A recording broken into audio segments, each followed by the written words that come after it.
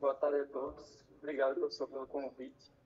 É um prazer compartilhar o conhecimento aqui. Eu já venho trabalhando com reservatórios, barragens, há alguns anos aqui na Pimenta e bastante com balanço hídrico, trânsito de cheias, dimensionamento hidráulico, então tudo que é, a gente tem de hidrologia hidráulica por trás de barragem, a gente já vem trabalhando aqui há algum tempo.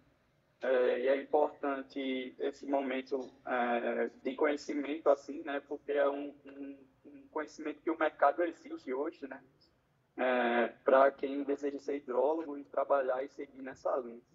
Eu vou compartilhar a tela aqui para a gente dar início. Tá, então, o professor me passou essa demanda aqui, né, de falar de balanço hídrico em reservatórios. Eu separei essa apresentação em 4 etapas. Então, primeiro a gente vai falar da regularização de vazões, né, o objetivo dos reservatórios, né, por trás, que é a regularização de vazões. Depois, os desafios associados à operação e manutenção de reservatórios e barragens. Por fim, a gente entra especificamente como é feito os cálculos de balanço hídrico e propagação de cheias em reservatórios. Então, para contextualizar aqui a regularização de vazões, vocês já tiveram aulas, já está na 10ª aula, pelo que o professor falou, então as componentes do ciclo hidrológico, a variação temporal e espacial das precipitações, tudo já devem conhecer, né? já tiveram aulas, mas a gente traz aqui essa figura para mostrar, né, que a gente tem uma distribuição tanto espacial quanto sazonal da precipitação ao longo de uma região, né? Nesse caso aqui, a gente olha no Brasil, e a estação de Belém, a gente vê aqui um período de estiagem, né? Um período com menores precipitações aqui, compreendido mais ou menos no segundo semestre, de julho a novembro, e outro período com fortes chuvas aqui, um maior volume de chuvas, de dezembro a maio aqui. Então, a gente vê que tem uma variação muito grande temporal na precipitação, né?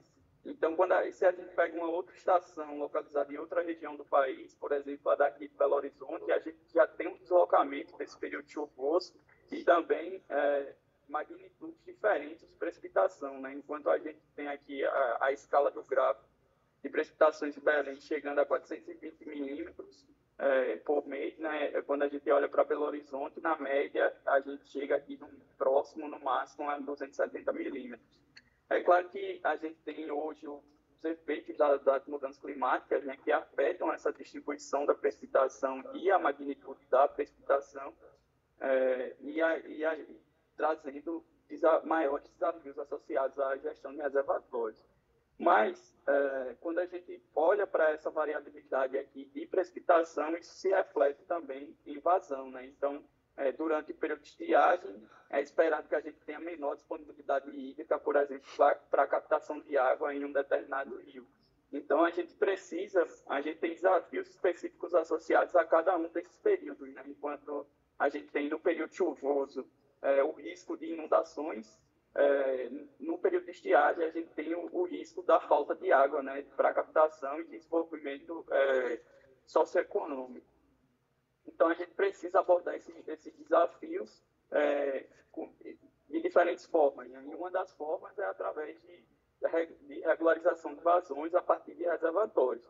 Então, os reservatórios de água, né, eles têm o objetivo de diminuir essa variabilidade temporal das precipitações através da regularização, utilizando esses reservatórios numa bacia hidrográfica. Né? Então, a bacia hidrográfica ela pode possuir um ou mais reservatórios com esse objetivo fim. Então, basicamente aqui, nesse gráfico, a gente vê como seria o comportamento da vazão natural no curso d'água sem os reservatórios. Então, a gente tem uma variabilidade aqui nos meses chuvosos, grandes vazões, com uma queda significativa para os meses do período de estiagem, né? Então, aqui, por exemplo, a gente poderia afetar a captação de água para consumo humano, para irrigação e outras atividades. Então, quando a gente instala um reservatório, é esperado que essa vazão, esses picos sejam atenuados e a gente tenha uma vazão mais constante ao longo do ciclo hidrológico. Por isso que a gente diz que a vazão ela está regularizada, né? Ela fica em torno de uma média ali, trazendo para a gente maior previsibilidade e trazendo, fazendo com que a gente consiga diminuir os riscos associados às cheias e diminuir o risco associado à ausência de água para o desenvolvimento das atividades socioeconômicas. Então, em geral, esses reservatórios construídos nos cursos d'água, eles são constituídos por barragens, né? E a gente planta uma barragem num curso d'água e as características físicas dessa barragem, ela vai depender das características topográficas daquele vale que a gente está encaixando essa barragem. Então, as barragens podem ter características físicas bastante diferentes, a depender da região que a gente está inserindo, né, essa barragem. Então, os reservatórios de regularização de vazão, ele tem diferentes propósitos. E aqui eu marquei aqui, será que as barragens só representam riscos? Isso porque, devido aos casos recentes, né, de rompimento de barragens, a sociedade passou a encarar as barragens como uma questão de que só traz riscos para o desenvolvimento humano, né? Com certeza, tem todo o risco associado ao rompimento de uma barragem que a gente tem, e a gente trabalha para evitar o acontecimento desses rompimentos, né? Mas as barragens também elas têm efeitos positivos, inclusive para a proteção de comunidades, né? Então, dentre os objetivos das barragens, algumas barragens são construídas, inclusive, para o controle de inundação.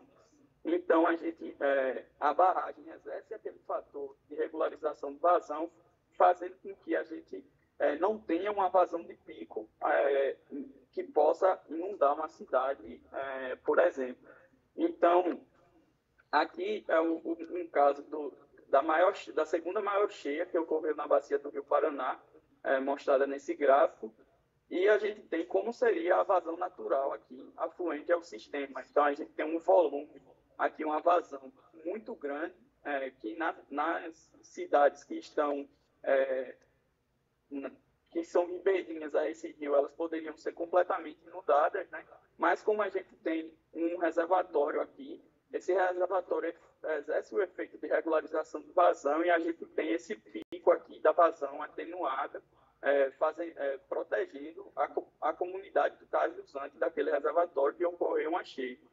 Então, a gente tem aqui, esquematicamente, mostrando, por exemplo, a operação do sistema de reservatórios para amortecer a cheia. Então, no reservatório é definido um volume de espera, que é justamente o volume que é reservado para essas cheias excepcionais e, no entanto, ele continua mandando uma vazão aqui para jusante, né?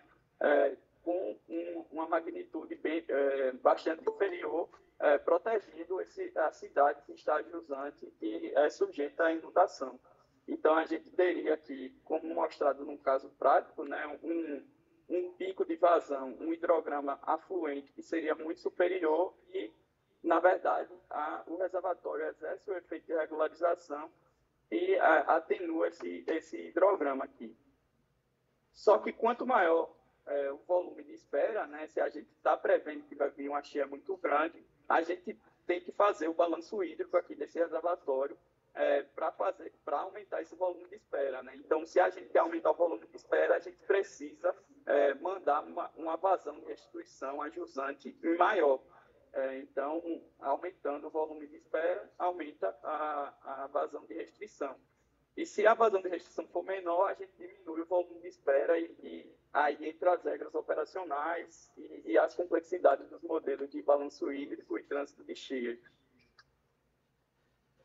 E aí a gente tem também o propósito, né, diferentes propósitos também, além do controle de inundação, a gente tem para navegação fluvial, né, os reservatórios, geração de energia, recreação e barragens de abastecimento de água, né, reserva de água para captação, seja para consumo humano, irrigação ou outros fins. Então, vindo aqui para os níveis e volumes característicos de um reservatório, né, a gente tem que o reservatório ele é composto por o volume do reservatório ele é dividido em diferentes parcelas, né? O volume morto, que é basicamente o volume que a gente espera que seja ocupado por sedimentos, né? Esse volume aqui, ele é esperado que não seja um volume utilizado. A gente tem o volume chamado inativo, que é o volume que a gente determina o nível mínimo operacional daquela barragem.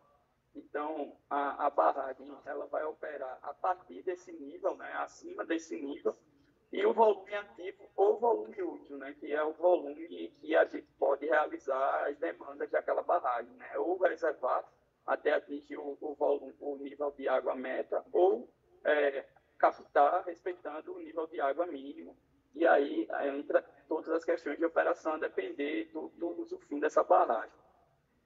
A gente tem aqui o volume de espera, que é justamente esse volume para transitar a cheia, né, que eu comentei anteriormente, e aí esse volume ele é feito para preservar a barragem, tanto a segurança da barragem quanto a segurança das comunidades adjutantes, porque ele amortece as cheias de grande magnitude que acontecem com uma certa frequência determinada pela análise de frequência, né? Então, quando a gente tem uma cheia passando aqui, ela vai atingir o NA máximo dessa barragem, e o NA máximo maximoro é atingido quando ela passa do volume de espera e inicia o extravasamento pelo extravasor de emergência, né? Então, mesmo extravasando aqui, a gente tem uma capacidade de descarga desse extravasor, e se essa vazão afluente ao reservatório for maior que a capacidade de descarga, ainda assim a gente vai ter o nível do reservatório subindo até atingir aqui o NA máximo maximorum. E entre o NA máximo maximorum, que é o nível máximo que é atingido por uma cheia extrema, a gente tem aqui o nível da crista, né? Então, entre o nível da crista e o NA máximo maximorum, a gente chama de borda livre, né? Então, na legislação, já exige que as barragens tenham borda livre, e aí eu vou entrar em detalhes mais à frente. Então, esses são os volumes característicos e níveis característicos da barragem. Então, quando a gente falou até agora, né, de reservatórios e barragens que têm um uso fim para reservação de água, né? Então, a gente tem também, hoje, a operação da mineração, ela exige que a gente tenha barragens para disposição de rejeitos. A principal diferença entre a barragem para disposição de rejeitos e a barragem de água é que o volume útil da barragem ela vai passar a ser ocupado por rejeitos, que é basicamente o rejeito é o resíduo da atividade mineral, né, de extração mineral. Então, o rejeito aqui ele é depositado na barragem e a gente passa a ter, da mesma forma, a barragem precisa utilizar somente o volume útil para a disposição desse rejeito e a gente tem o volume de espera e a zona de extravasamento da mesma forma numa barragem de disposição de rejeito, de forma que ela possua uma segurança hidrológica e hidráulica de forma semelhante. E aí a gente pode ter outras estruturas hidrológicas, estruturas que compõem o sistema de disposição de rejeitos, né? Nesse caso aqui, por exemplo, a gente tem um ponto de coleta logo adjunante da barragem de disposição de rejeitos, porque uma característica que é importante aqui é que a água que extravasa, a partir do extravasor dessa barragem, e a água que vem do sistema de drenagem superficial, ela vem carregada de sedimentos, né? com um alto teor de sedimentos, justamente por, na barragem, ser de disposição de rejeitos, tem sedimentos, a água, quando acontece o trânsito de cheias, ela carrega sedimentos. A legislação não permite que você aumente a turbidez do curso d'água jusante, a depender da classe, e aí são feitos esses pontes para coletar a água, onde a água tem um tempo de residência nessa região, fazendo com que ocorra o processo de sedimentação até a água chegar no curso d'água com um teor de sólidos muito menor.